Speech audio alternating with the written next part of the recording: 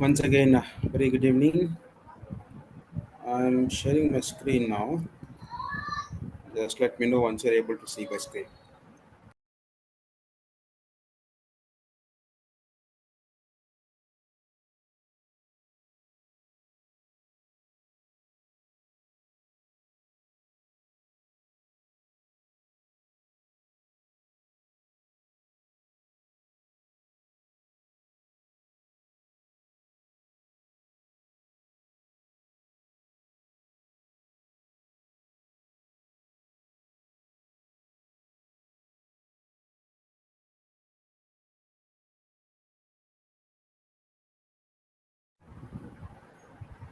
Hope you're able to see my screen.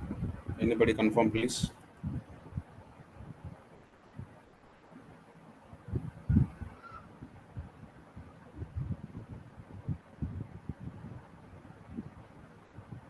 Yeah.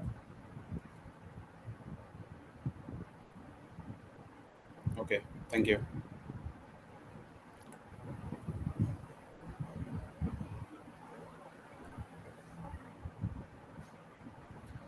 So, before getting to the presentation, so we'll try to have a quick recall on yesterday's PPT because we have less participants. Meanwhile, we assume that they joined back.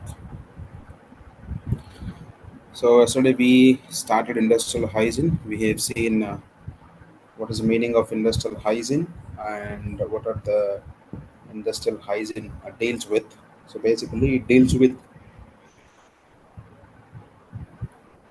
anticipation, recognition, evaluation, then controlling of various environmental factors which can create or it can generate causes to ill health or occupational diseases. Then we have seen what are the anticipation includes and the recognition, evaluation, and the controls includes. Then we have seen difference between industrial hygiene and occupational health. Basically, occupational health deals with the early identification of occupational diseases or then further controlling or treating of those occupational health issues.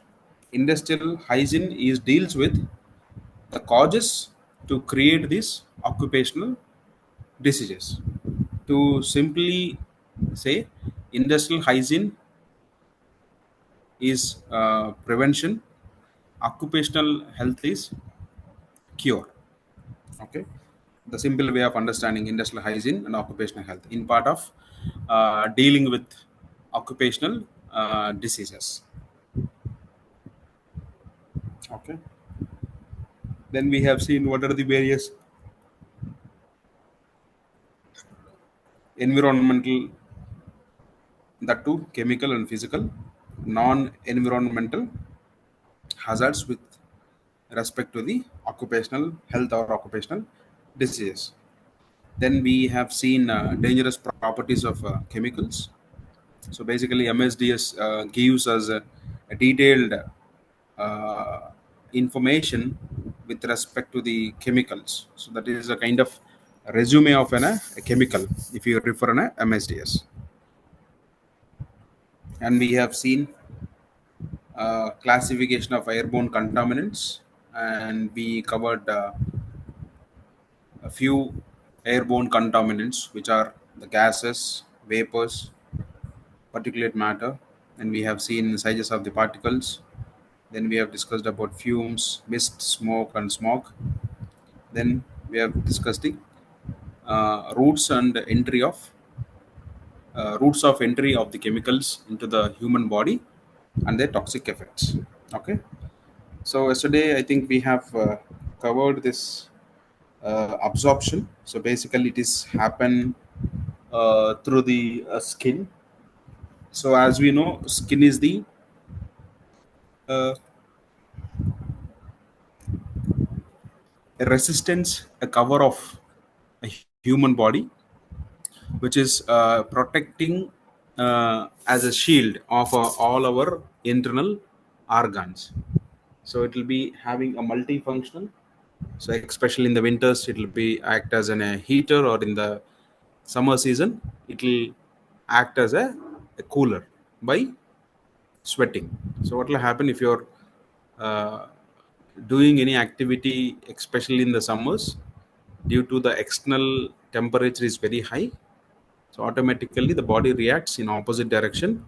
It will release sweat through the skin to reduce the body temperature. Otherwise, you will be fall into sick. Okay.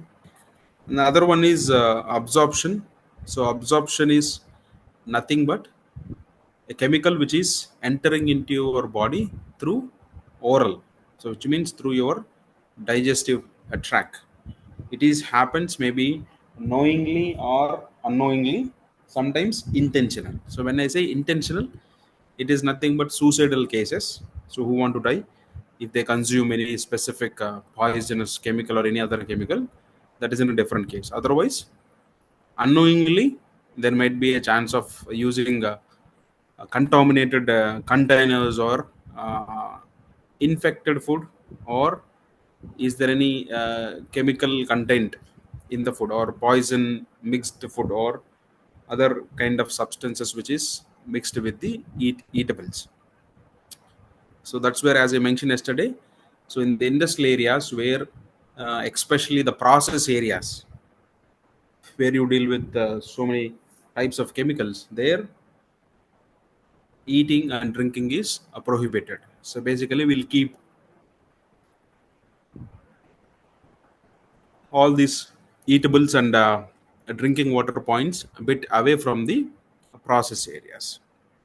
And that too, before having food or having anything, drinking drinks or water or etc., you should have thorough personal hygiene habits. You have to wash your hands thoroughly, then only you have to consume your food.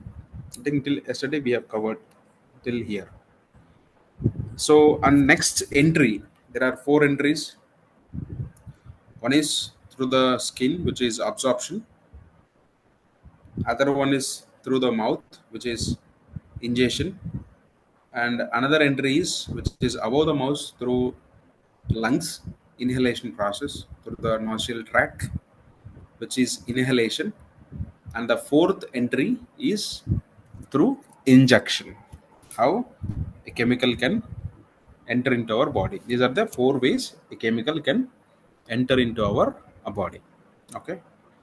Now we'll see the absorption. So absorption through lungs. So how the lungs will absorb the chemical? Until unless you're inhaling any chemical substance or polluted air, it will not reach to your lungs. So once a point of time you inhaled any poisonous air, or the atmosphere air, or you are working in a such a environment where the chemical contamination is there in the atmosphere, then automatically you inhale the same air, then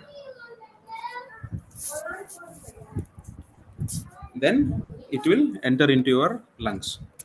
So when I say the inhalation of contaminated air is the most important means, one second guys.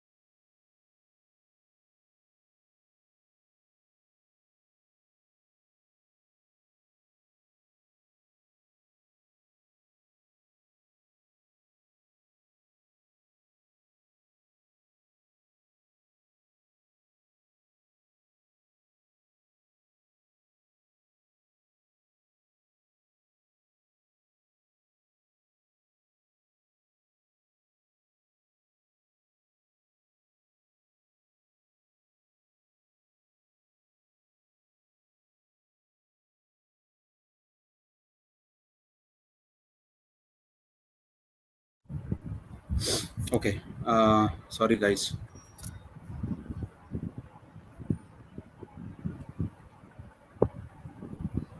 Okay. Let us back to the presentation again.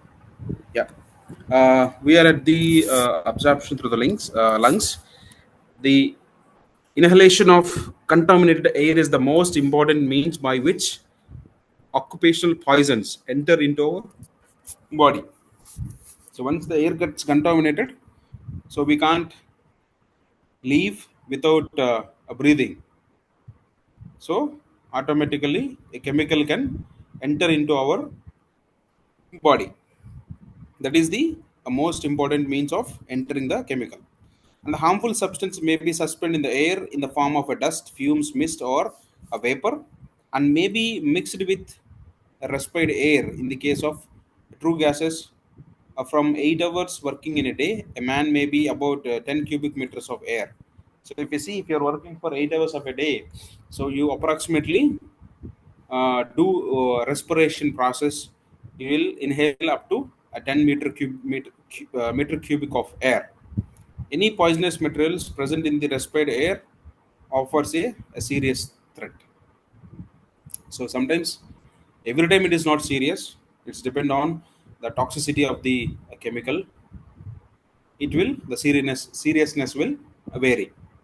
So among those inhaled foreign matter, some particulate matter is also trapped by a muscus, which lines the air passage and is subsequently brought out a nozzle, muscus and plegum, and the other particulate matters are taken up to the scavenger cells following which they may be enter into the bloodstream. So these are the, when we say particulate matter muscus, muscus lines, and then we have a nostril muscus or a plegum. These are the filtration process. If you see in your nose, initially you will have an hair cells, so it will try to stop certain amount of dust particles. Following that, you will have a wet surfaces. I think if I'm not wrong, that is the plegum, where some of the dust particles will be settled there. It is kind of an absorption, or it's kind of a wet surface where it can attract. And the balance, it can go to the lungs. From there, the air can, oxygen can absorb into the bloodstream. If the oxygen is there, that will absorb the oxygen. Then if the chemical also is there, it can, chemical also can be entered into our bloodstream. Okay.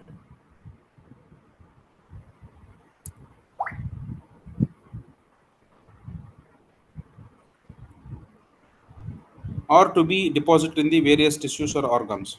So apart from bloodstream, the blood will be flow to the, all the organs. So it will be affecting the rest of the organs also. The true gases will passes directly from the lungs into the bloodstream. Then the inhalation is easy route of entry. As we know, inhalation is the easy way, because without inhalation we can't survive. Even if the contaminated food is there, we can do some fasting and we can survive for a few days. But without inhalation we can't survive a maximum of 4 minutes. Okay.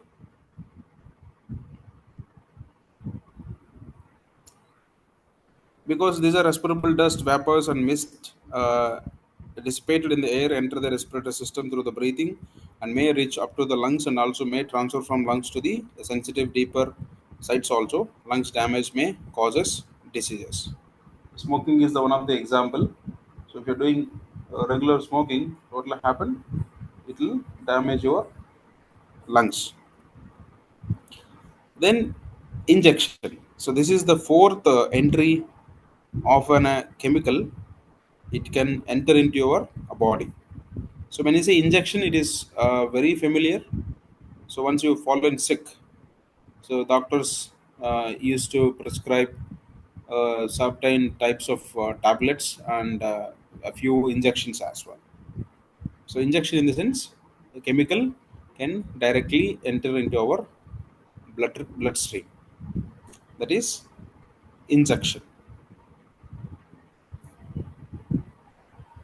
Okay. So this is the fourth of entry, is the direct injection of materials into the bloodstream, or it is in a peritoneal cavity of the abdomen, or pulmonar cavity surroundings of the lungs.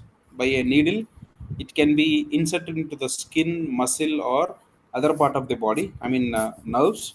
Mostly this route is used to inject materials into the laboratory animals. Although intranervous injection short circuits protective mechanisms in the body which resist the material from the entering into the body. So some of the injections it may react also, which means it is not taking it. The body is not accepting that medicine. It is not the case with everybody, but sometimes some medicines which is gives a reaction to the body. Okay. And pre-employment and periodical examinations of workers exposed to toxic hazards are necessary to detect health effects due to such entry of chemicals in the human body and draw an inference for engineering and also medical safety measures. So, pre and periodical. So, pre will be before employment, periodical will be after employment. So, if you're doing periodical medical examinations, you will, or you can understand, so to the what extent the people are exposing, is there any exposure or not. If you find that the people are getting exposed to the chemicals, then you can implement the engineering controls as well as medical measures you can take up. Now we'll see some of the toxicity and the relevant terms. So when we say toxicity, so chemicals are airborne contaminants when enter into our body through nose, mouth, and skin or explained, make different types of effects depending on their concentration, time of contact of exposure, and body resistance. Here also there are few factors which will differ the exposure results, which means the severity or the consequences. The consequences are not same if multiple people are involved. So maybe it depends on the amount of chemical he is exposed to, the amount of time he exposed to, or his age factor also, or existing health diseases, and also his existing health condition, age, everything will be matter if you see the consequences of a chemical exposure. Toxic means poisonousness or hazardous to health. Toxic or toxicant or intoxicant means the substances or a poison causing harmful effect. It includes carcinogens, mutagens, or carcinotetrogens. Most of the chemicals are poisonous. So carcinogens, mutagens. These are the chemicals which are toxic in nature. We'll see some of the relevant terms. So why we are discussing these terms, basically sometimes in the examination they will ask you to write the definitions for the few terms. They will give this 4 or 5 definitions, sometimes 5 or 6 definitions in the short answer as well as a long answer. And also these are the basics for the new people, which is nothing but freshers who are not familiar with these chemicals or this topic. Okay. Now we see acute toxicity. So when we say, even in the MSDS, you will find some of these terms: acute, toxic, or toxicity, or chronic definitions. So when we say acute toxicity, it is an adverse effects resulting from a single dose or exposure to a substance for less than 24 hours. So it is about acute means if you are exposing to a chemical yesterday or within 24 hours, it will gives an impact immediately, maybe because of a single dose or exposed to a substance for less than 24 hours. Those are acute toxicity. Okay. Now we'll see asphyxiant. So asphyxiant is a substance that interferes with the transport of an adequate supply of oxygen to the body by either displacing oxygen from the air or combining with hemoglobin, thereby reducing the blood's ability to transport oxygen. So, if I'm not wrong, asphyxiant carbon monoxide is also an asphyxiant. So, where it will happen, it will reduce the percentage of oxygen. Okay, then carcinogens. So CO, as I mentioned, is one of the asphyxiant. Again, in this asphyxiant also, uh, basically there are again two types: simple asphyxiant and chemical asphyxiant.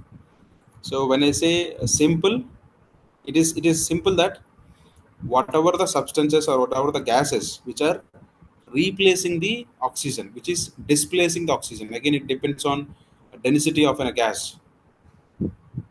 So when basically, if one gas which comes, if other gas is coming inside, if you're filling it, automatically whichever is less in density, it will go away from that space. Same way, these asphyxiants are displacing the oxygen. So as I mentioned, there are two types: simple asphyxiant and chemical asphyxiant. When I say simple, those are examples like nitrogen, even carbon dioxide, methane, helium, argon, or the simple asphyxiant. If you see a chemical ones, carbon monoxide is the very top in this. Then cyanide components and hydrogen sulfide. These are the few chemical asphyxiants. Okay. Then carcinogens. So this also you will see in the labeling of the chemical. This is in a carcinogenic chemical. When we see a carcinogenic chemical, which is nothing but those can create, or those can cause a cancer. Maybe it is not on immediate effect. Over a period of time, they can cause to create a cancer, or they can result in a cancer for the people who are exposed. The next is a ceiling limit, so which is the maximum permissible concentration of a material in the working environment that should never be exceeded for any duration.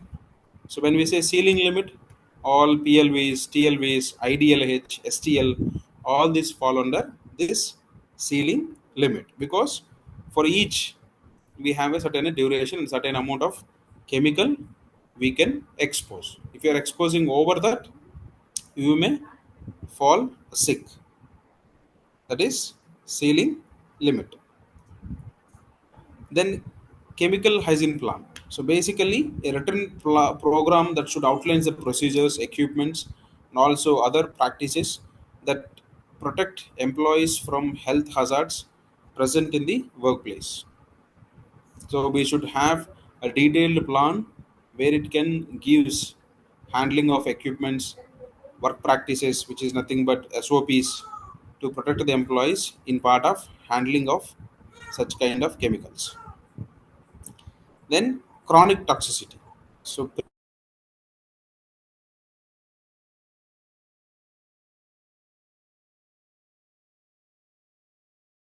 we have seen acute toxicity.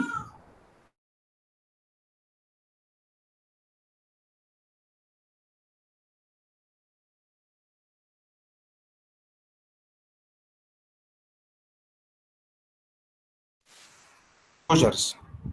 You will get a chronic toxicity. So compare with acute, the chronic toxicity is more dangerous. Then central nervous system. So central nervous system is a part of our nervous system that consists of brain and spinal cord, where all the signals or commands will go to our all the organs from the brain through the central nervous system. Then combustible liquid. So this is also most of the people will be familiar. A liquid with a flash point at a temperature lower than the boiling point. That is nothing but a combustible liquid. Then compatible materials. This is also a definition or uh, the compatibility we have discussed. Multiple times in our past discussions. So substance that do not react together to cause a fire, explosion, a violent reaction, Sir, screen or not visible. sorry, it is not visible. Yes, sir. What If about? it is not, Okay, one second. Now, when it is not visible, ఎప్పటి నుంచి కనిపించట్లేదు? just Just now? one minute. 1 minute. Just 1 minute. Okay okay maybe recording start అయింది దానివల్ల ఏమన్నా మళ్ళీ ఇదైనా ఉంటుంది. Okay, hope now it is visible. I have not done anything actually. Okay. Yep. Excuse So me, sir. Once again, some lot of matter when you are teaching the lesson. We can't able to where you are point out your cursor is point there a sentence, sir. Please, it is sure, Naresh. Yeah. No, no problem. That is my responsibility. Thank you.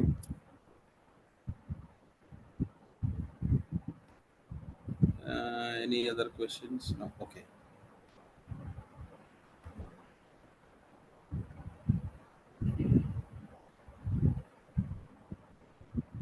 One second, please.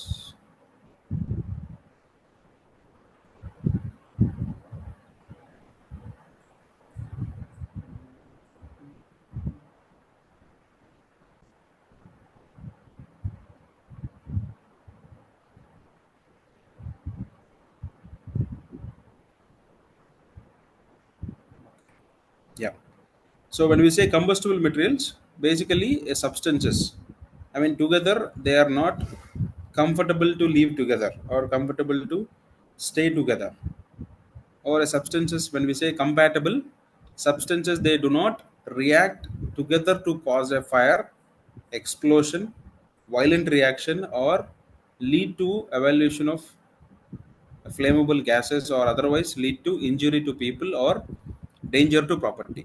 Those are compatible. అంటే ఏంటంటే వీటి వల్ల ఎటువంటి problem లేదు, అంటే వీళ్ళు కలిసిమెలిసి ఉంటారు. సో ఏదైనా ఒక రెండు కెమికల్స్ అనుకుంటే వాటి రెండింటిని పక్క పక్కన పెడితే even though they are together, they won't create a fire or they won't create in a situation it can explode, or they won't violently react each other, or they won't create any flammable gases. అంటే flammable gases కానీ పేలడం కానీ మంటలు చెలరేయడం కానీ ఏం జరగదు, చాలా మంచోళ్ళుగా ఉంటారు. So when we say incompatible, so exactly opposite. Substances that react together to cause a fire and explosion, and violently they react, and they can create flammable gases. They can also create injury to the people or danger to property. Okay, those are incompatible materials.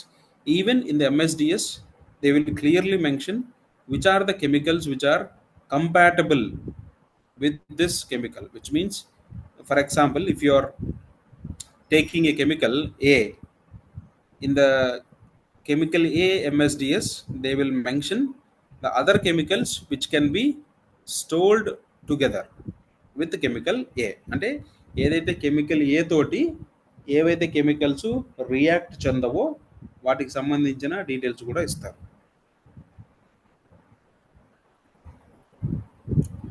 Then compressed gas, a substance that in a container with an absolute pressure greater than 276 kilopascals or 40 pounds, or absolute pressure greater than 770 pascals or 40 psi at 54 degrees, etc. So when you say compressed gas, you will have many Examples we have nitrogen cylinders, argon cylinders, oxygen cylinders, LPG cylinders. All these are compressed gases. Then corrosives, so the substance that can causing a visible destruction of or irreversible changes to living tissues by chemical action at a site of a contact, which is strong acids, strong bases, dehydrated agents, and also oxidizing agents. These are corrosives. So when we say corrosives, immediately we'll get uh, acid attacks, especially on the women's. So those are irreversible damage. So they can't again reverse back their damaged tissues. So it will completely damage it. Even the structure, iron, even it forms a rust. It can change the structure of the steel. So you can't bring it back again. So you will lose that. Then explosives, these are the substances that can cause sudden, almost instantaneous release of pressure, gas, and heat when subjected to sudden shock, pressure, or high temperatures. So again, explosives we can see in a simple or basic example, the Diwali crackers we use. Those are a simple or smaller explosives. Then exposure limit, so that is the concentration of a substance in the workplace to which most workers can cause exposed during a normal daily or weekly work schedule without adverse effects. Again, here we can take an example of PLV, that is an exposure limit, normally for daily, weekly, or schedule without adverse effect. Even STL, so short term exposure limit, we used to say 15 minutes. అంటే ఒక కెమికల్కి STL అనుకుంటే ఒక 15 నిమిషాలు ఒక వ్యక్తి ఆ chemical expose అవుతున్నాడు అంటే మ్యాక్సిమం 5 పీపీ అవ్వచ్చు, అంటే 5 పీపీఎం వరకు ఎక్స్పోజ్ అవ్వచ్చు. అంతకంటే ఎక్కువ ఎక్స్పోజ్ అయ్యాడు అంటే ఇట్ కెన్ కాజ్ అనే health effect on his body. So అదే పిఎల్వీస్ టీఎల్వీస్లో ఏంటంటే 8 అవర్స్. సో 8 అవర్స్ మొత్తానికి ఒక 5 పీపీఎం ఎక్స్పోజ్ అవ్వచ్చు అంటే 8 అవర్స్లో అయినా మ్యాక్సిమము 5 పీపీఎం వరకు ఎక్స్పోజ్ అవ్వచ్చు. ఎక్స్పోజ్ అవ్వడం అంటే ఇన్హేల్ చేయటం. Mostly that is an easiest way or easiest entry to the human body. Okay, maximum that they can expose, that is the exposure limit. More than that they should not expose.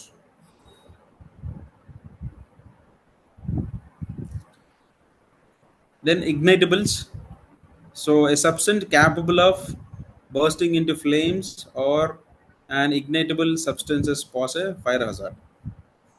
So ignitables are nothing but auto ignition temperatures. Some of the chemicals, if they come to auto ignition temperatures, they automatically catch fire.